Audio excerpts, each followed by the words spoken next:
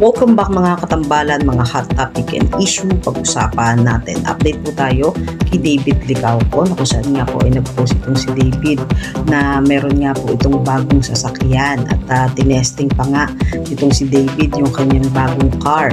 Makikita rin na talagang very comfortable na itong si David doon sa kanyang bagong car na talaga namang nakahiga pa doon sa loob itong si David. Makikita rin na tinetesting itong si David yung kanyang sasakyan at tinitingnan yung mga parts nito. At bukod doon ay makikita rin sa post nitong si David na kumakain ng McDo itong si David at makikita na sumusubo pa nga ng burger itong si David. Bukod doon ay nagkaroon nga si David ng mall show at ito nga po ay ginanap sa Genera Grand Mall, Angeles, Pampanga.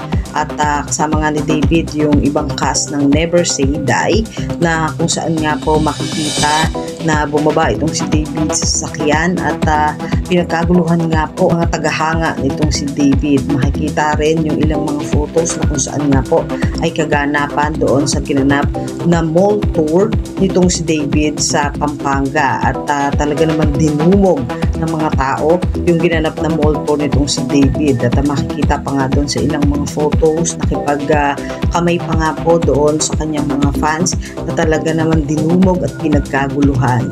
Yan po yung mga update natin ngayon kay David. Kaya mga katambalan, ano masasabi niyo? Mag-comment lang sa comment section at pag-usapan natin. Yan ang mga hot topic and issue dito lamang sa Tambalang JK.